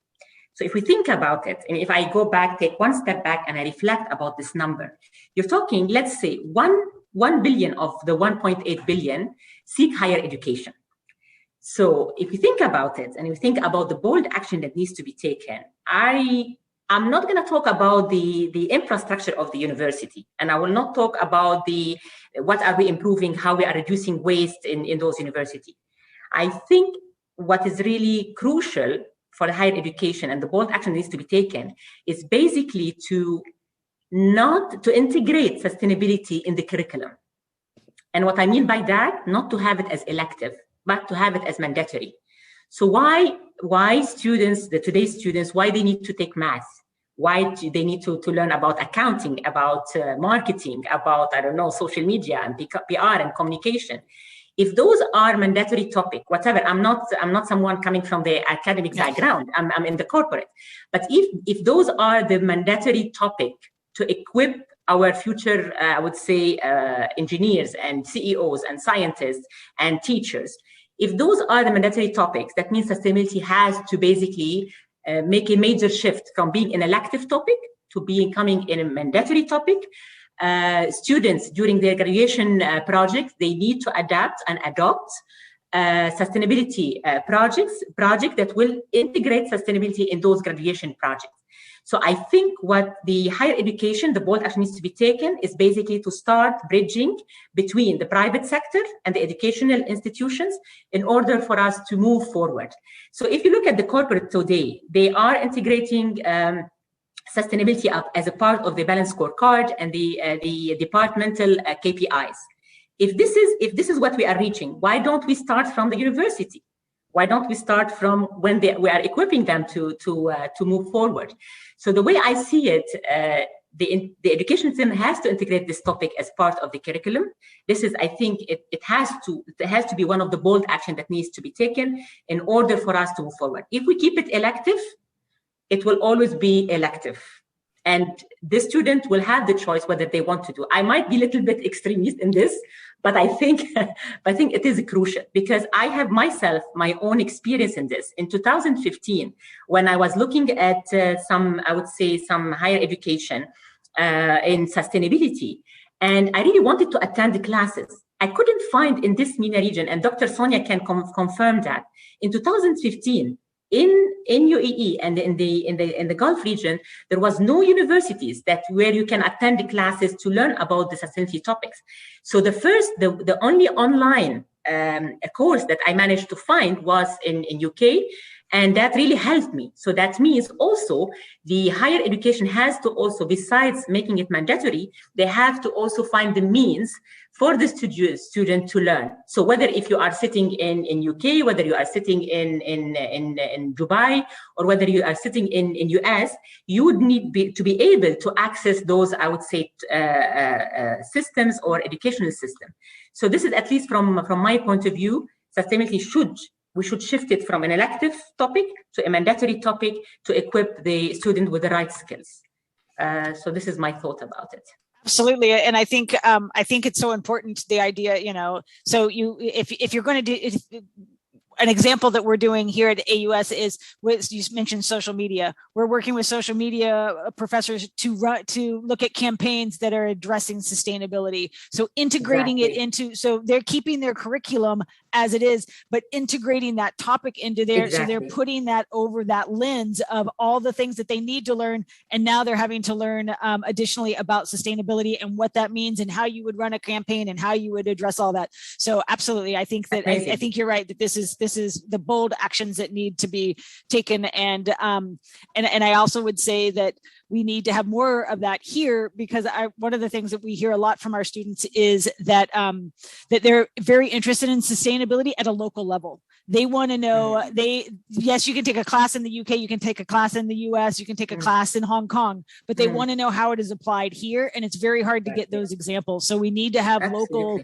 hands-on experiences that explain to them what this means here. What does your greenhouse gases mean here? We know how to calculate them based on the imperial system in the US, but what does it mean when you're doing it into metric and you're trying to do all of these different things? So absolutely, right there with you. So Camilo, what kind of bold actions would you like to see happening? That's complicated. As I said before, the biggest thing I would like to see is to stop treating sustainability as a fashion thing. The change that needs to happen needs to be drastic. It needs to be something never before seen. So it's not so much just at the university levels. Countries have to change drastically. And that's why I'm a pessimist about all of this, because are you going to stop driving your car? Oh, well, it's not practical in Dubai. Well, that's not a good excuse. See, are you going to become a vegetarian? Well, no, I'm not going to do that. Then what are we doing? Are cleaning the trash, separating trash? Look what happened in New York recently. No, China stopped buying the trash. So New York doesn't have recycling facilities. So it doesn't matter if you're recycling at home, that trash is just being accumulated because they never thought about having recycling facilities. So before I'm shut off again, I think that anything helps, but I would recommend people challenge themselves to do more every week. And with that exponential growth, then change is going to be drastic, because right now we're at a point where it's the only thing that's going to give the children that we're teaching a future. This generation, the millennial and post-millennial generation, are going to have the hardest lives compared to ours than any generation before. They're going to earn less than their parents. Acquiring a home is going to be harder for them. And they're going to be dealing with a climate crisis stronger than anything we've ever seen. So that's why we teach adaptability. This generation is going to need to adapt fast. And that can start happening in kindergarten. It doesn't need to happen at the university level. A lot of things, if you're learning them at university level, it's already too late, especially the basics. The university's job shouldn't be to teach you the basics, shouldn't be there to teach you the basics about sustainability. I definitely like that message, and it is important to realize that every action does count, and that we all need to be taking actions to address this on many levels. So I have one more question, Camila. While we seem to be on a roll here, so I'm going to go ahead and go with you. From your experience, what do you feel are the obstacles facing students with addressing sustainability in the classroom? Culture. Everywhere, not just here, everywhere. The consumeristic cultures that we live in are drastically the opposite of sustainable cultures, you know? And this country is doing incredible things in very short times to address that. But again, humans learn slowly and we change even slower, you know? So it has to start at a very young age, and it has to be pervasive on everything we do. It needs to become second nature.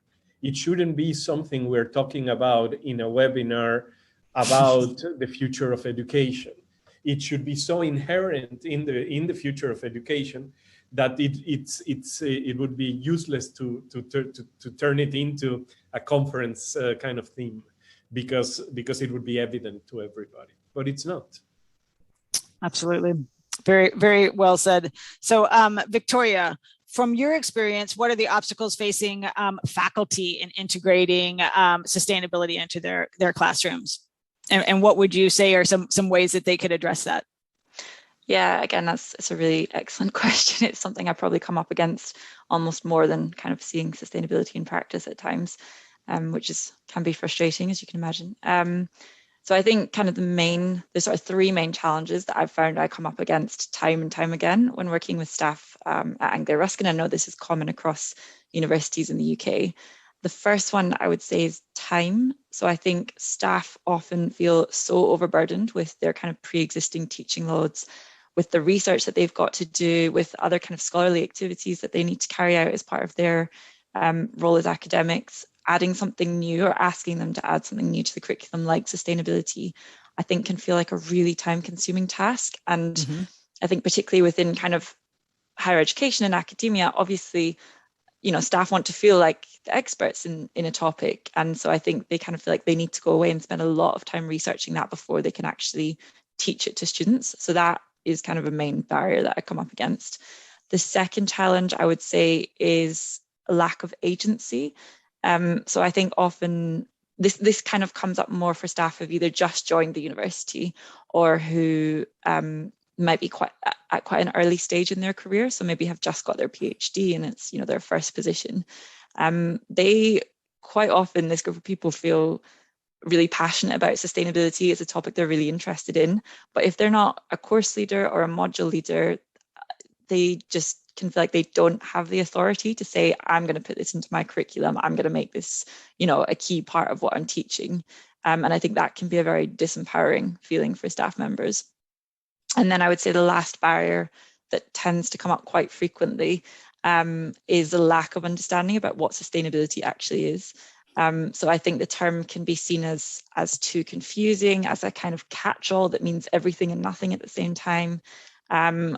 Or it can be something that I think staff think students just aren't going to understand, and they don't particularly want to, like, I don't know, go into that discussion with students for some reason. So those are kind of the three main challenges I definitely come up against. And I think that's actually, you know, having looked at the academic literature, that is quite often reflected in there as well.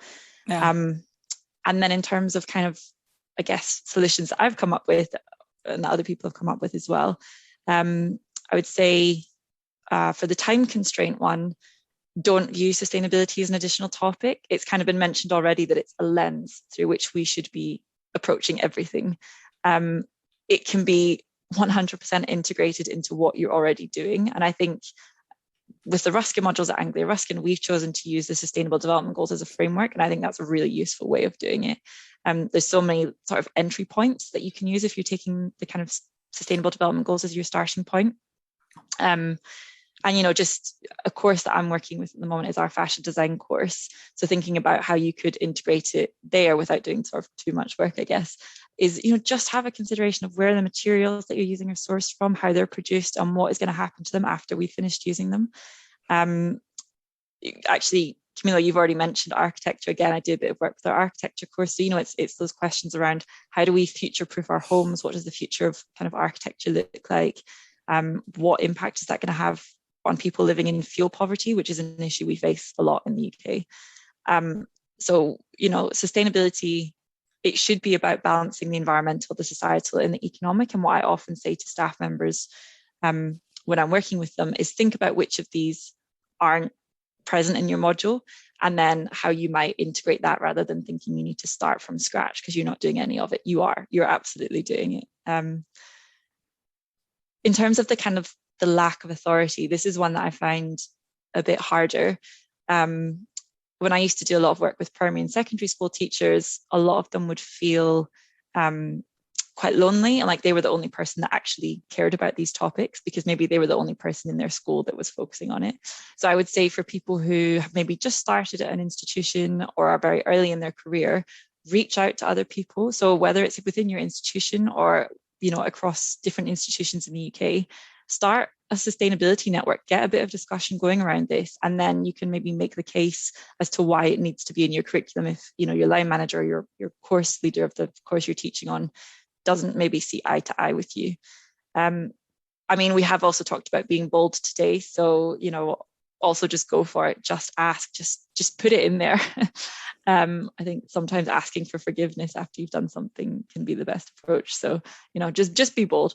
And then the last one around the uncertainty over the concept of sustainability. This is definitely something that comes up a lot, and it's also criticism that I've heard leveled at the Sustainable Development Goals as well. That, you know, there's too many of them. There's 17. It's too much. So I would say in response to that, don't necessarily focus on sustainability as a concept if you're finding it kind of too intangible, but think about the systems. So it really, you know, sustainability really is about that environmental, economic, and societal impact. So think about the connections and the interactions between these, not the fact that they're kind of separate entities. And this is what I personally do like about the Sustainable Development Goals and why I kind of advocate for them to be used as part of the Ruskin modules, is that if you kind of dig deeper into the Sustainable Development Goals, you understand that from their conception, they were intended to be interconnected and indivisible. So, you know, you can't think about fixing gender equality if you haven't thought about how we're going to achieve quality education or climate action or sustainable consumption and production. So these things are all connected. And I think it's that we should be making explicit to students. It's the systemic links and the connections that they need to understand and be aware of before they go out into the working world. Absolutely, I agree. I think that nexus approach of looking at the Sustainable Development Goals is so valuable, and there's resources out there that just show each. Dr. Sonia shared one, but there's one for each Sustainable Development Goal that shows, you know, where it sits in the middle in all the different goals and all the different subtasks that it's related to. And if you took that into a supply chain management class and just said, okay, you know, let's look at, you know, SDG 12, and look, you have to think about all of these other components when you're thinking about that. I think that that's such a powerful visual and such a powerful lesson for people to understand that it's not just about the delivery of the item or you know, the specific task. There's so much more. That system is so much bigger. So absolutely, that's great. So Rania, one last question for you as well. From your experience, what knowledge or skills do young practitioners, whether they're focusing on sustainability or not, what do they need to be successful in making smart, sustainable decisions in industry today?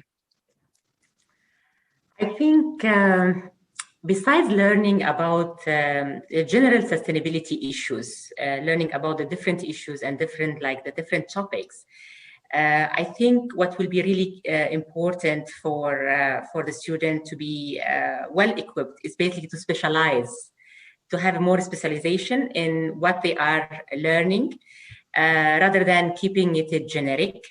So, for example, if we take a look at the Sustainable Development Goals, here we're talking about 17 of them. You're talking about different topics related to no poverty, zero hunger, health and well-being.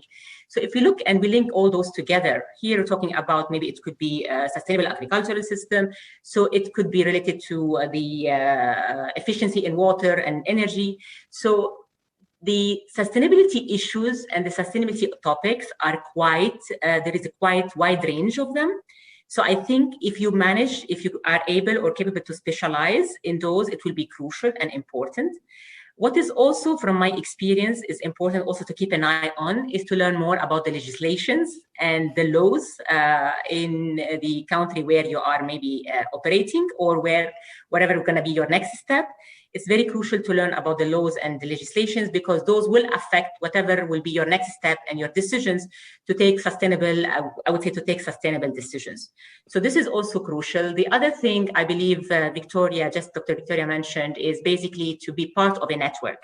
So, and for the people who are listening to us today from UAE, you know, there are quite a decent groups who discuss sustainability topics, like the CSR Majlis. There are ones, some of them based in Dubai and others are based in Abu Dhabi. So I encourage you, even as a student, is basically to be part and join those discussions. The other thing, the online system, like the lot of platforms, there is a lot of, I would say, webinars and I would say roundtable discussion around that. Be part of it. Don't wait till you graduate to take a part of that. So what I'm trying to say here, to be knowledgeable and up to date of all the sustainability topics and issues. So recently, for example, the UN has chosen this year to dedicate it for the Day for Clean Air. So there was a discussion between a EU group and also a UAE group. We're talking here about Secretary General representation from UAE. They were talking about also the Expo. They were talking about what's going to be after Expo. We were talking about also how we are going to convert UAE into more a sustainable, I would say, community, whether by creating sustainable transport to more pathways for cycling and for walking. So I think, to go back to your main question, what is the knowledge and skills? I think be part of the discussion. Don't side yourself and wait till you graduate, one. Two, what would be also good is if you can take, like anything else, have a mentor. See with whom you can connect with. Mentorship is really crucial to help you really understand and learn more on different levels. So I think this is what could really be crucial for our students, for the people who are listening to us today, is basically to be part of the discussion, to have a mentor who guides you and supports you through this journey, and don't wait till you graduate. Change starts from now. Start while you're still at university and learning about the different topics. Fantastic. So thank you guys so much. I'd like to open it up for questions, but I just want to do a quick summary of some of the really poignant points and the points that I heard a couple of times. One of the things was that sustainability isn't just a fashionable thing. It's got to be something that we integrate into everything that we're doing. I think really importantly, that idea of breaking down the silos and working across interdisciplinary and those kinds of things is so valuable and is so important in higher education that I think that's a great takeaway. I think also that that idea of agency or having the authority or knowing how to do it, I think that's something that we should probably work to kind of suss out a little bit here at AUS and make sure that we feel that faculty feel empowered to try to bring sustainability into their classroom. Absolutely, the idea of time. How can we pile one more thing on the faculty to do and to change it? So I think that idea of going through the lens of sustainability is really a valuable thought on this, and not necessarily changing your whole class, but just using that sustainability lens is fantastic. And hands-on, experiential, having mentors, all of those things are so important for students. And for all the students on the call today, I think knowing that's so much easier to do, as Rania just said, when you're still a student than when you're out of school and you're no longer a student, trying to find that those mentors and things is is not as easy. So I definitely encourage you to do that now. So I'd like to open it up for questions. We have about 5 minutes left. So Norita, can you help me? Have there been any questions in the chat? I do see one. How should I? That's a very interesting question, actually, Rose. A few of them actually want to come to the mic. Why do we do that? Well, can you promote, I guess, Saeed? And we have Sandra. She's already there. So, Sandra, do you want to come to the mic, please? Yes, sure. Good afternoon. Hi. What's your question? Hi. Thank you first for this exciting and rich discussion. Actually, I don't have a question. I would like to second the discussion that was given by Dr. Victoria, I guess, about the challenges that faculty face when they want to implement or teach sustainability. And this is based on my personal experience because I come from a traditional Lebanese/French K-12 system. Then I did my bachelor also in Lebanon, master's and PhD here in Dubai. And none of these I have ever been taught or was even slightly exposed to sustainability. So now I was just graduated my PhD 2 years ago. I'm teaching at the College of Education. And even in my teaching courses, I don't see anything that is connected to sustainability. So I'm not prepared. Not only that, I don't have the practice and I don't have the opportunity to be exposed or to expose my students because it's never there. And believe me, the first time I saw a student get involved or engaged in sustainability was my own daughter, who was in grade 8 last year, and she was doing a full essay about the SDG goals. Whereas I look at my students, they are undergrads, they are adults, they know nothing about SDG goals, nothing at all. And even in the way that the courses are structured or designed, there is no way, no opportunity for them to get involved in SDG goals. Plus, a second thing that Dr. Victoria also mentioned is the workload. While I would love to expose them, I would love to teach them and get them involved in this, but there is no time. And believe me, they are, I don't want to say lazy, but they are also overwhelmed with tasks that they don't want extra things that they don't would have grade on them, let's say, you know. So also thinking of the K-12 system, I'm teaching these students who come from a very traditional K-12 system here in the UAE. And similar case to me, these students are not exposed to the same way that my daughter is in an IB curriculum. So preparing students from school is a crucial factor. Also, redesigning the curriculum at the higher education level is something that is urgently needed. And exposing faculty, whether by giving them professional development programs or giving them additional courses, if they weren't taken these previously in their preparation program, is also a crucial factor to ensure sustainability. We are, as Dr. Camilo said, we are coming to an end of our species, and we don't want to do that. I want to see my children and their children as well. Thank you so much. Absolutely. Thank you so much. And I think that going, you know, you say being overwhelmed, I think maybe going, approaching it as that lens of instead of revamping all of the curriculum, trying to have them look at a project from the sustainability lens, so you're not changing everything. So yes, good luck, Sandra. Saeed, did you have a question? Yes, do you hear me? Thank you very much. Yes. Thank you very much indeed. Issues with my video, but that's fine. You can hear me. My mom says I'm handsome anyway, so that's an issue.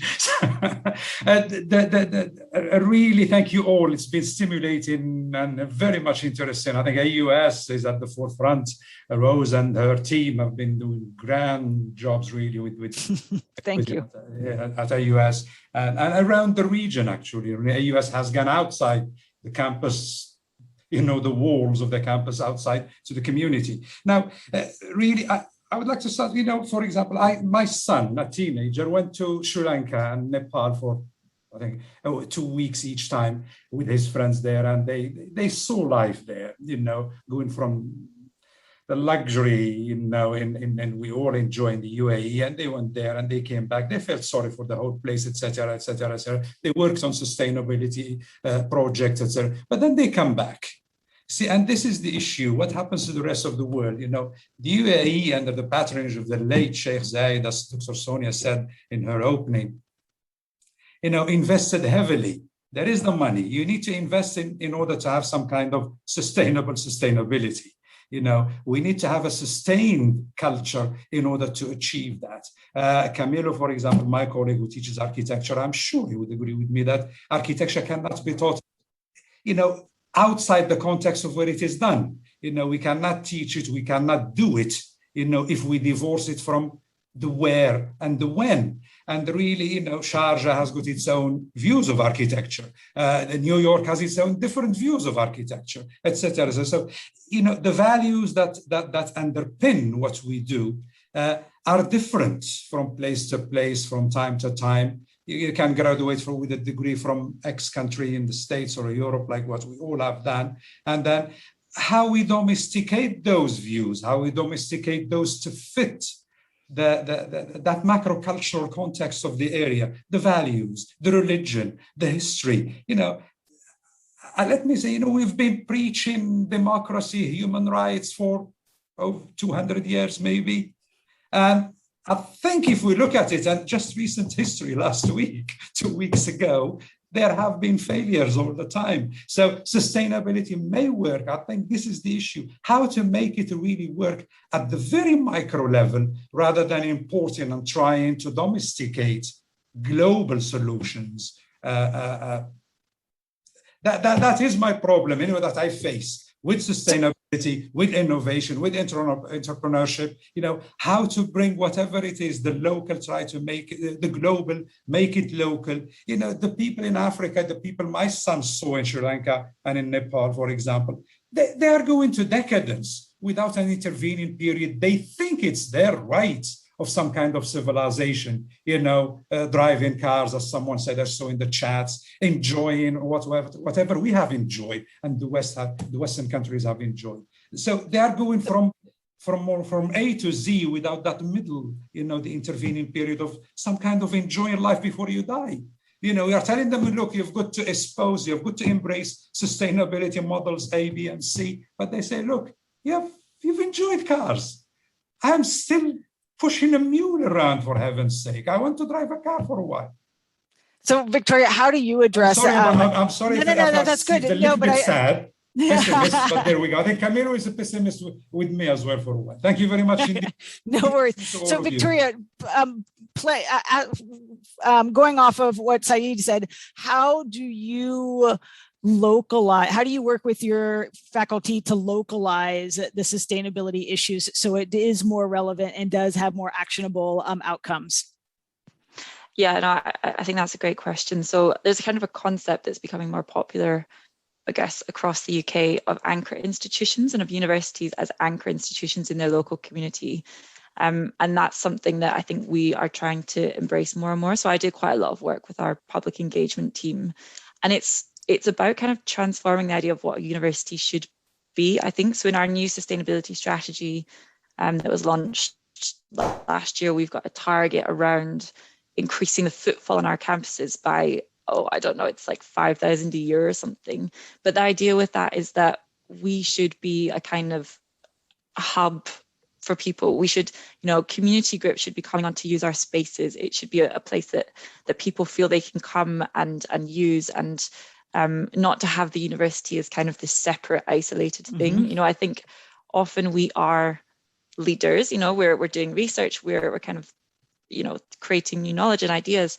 And I think that shouldn't be kept, separate from what's happening in the local spaces. And because we're based in Cambridge, it's kind of quite a unique situation because we have Cambridge University and then Ruskin University. So I think we can actually, we fall into that role quite nicely because a lot of our students are local. So I think we have that kind of local connection already established, but there's so much more that we could be doing. to not be seen as sort of an elitist institution and to really be part of the local community and to share that knowledge and understanding. So I think that's really important. And then kind of also what I sort of touched on it slightly with the cycling concept. So in Cambridge, cycling is just part of the local culture. Everyone cycles, and I think it's really important because it's part of this concept which is known as the subliminal curriculum. So it's sort of this idea that students will come to us to study, and they kind of, as well as taking in what we are teaching them, they're kind of also taking in everything that's around them, and that's the subliminal curriculum. And that's why I think actually the physical infrastructure that I mentioned earlier can be really important, because we need to be setting the example. We need to be showing them, like whether it's outstanding recycling facilities on campus that are also open for local people to come in and use as that kind of anchor institution approach. We can be setting leading the way essentially, and kind of showing what things could look like. I think that's a great point to end on, that idea of not only breaking down silos between the departments on campus, but also to break down that those silos of the university as kind of the ivory tower where they're not engaged with the community. So I think that's a great way to promote and to push us in the future. So thank you guys so much. I want to honor everyone's time. We're a couple minutes over, so I don't want to use up too much of your time. So thank you all for staying the extra 6 minutes. And thank you very much to the panelists for a very rich discussion on sustainability and how we can integrate it into the classroom. I look forward to following up on some of these ideas with Norita and seeing what we can do. And I just want to make sure that everybody knows that we have another day of webinars tomorrow. We have 2 more webinars with another panel on learning development, and our closing speaker, Alex Malouf from Schneider Electric, who will be talking from the industry perspective and what we need to see from graduates, or what they're looking to see from graduates in the sector of sustainability. So thank you all so much for joining us, and we really appreciate all of your input and all of your enthusiasm for the topic. So have a good afternoon, everybody, and we'll see you tomorrow from 3 to 5. Thank you. Thank you. Do you need anything else, Norita? Is there anything else that we need to share before we jump off? I guess we are good. I mean, there are a few questions that have yet to be answered, but we can definitely forward that to our panelists. And absolutely. Then, we can definitely follow up on that. So sorry for those that we didn't get to, and thank you for your patience, and we'll follow back up with you. Thank you so much, everybody. Hope to see you tomorrow. Thank you. Bye. Thank you, Rania. We'll see you later. Bye-bye. Bye.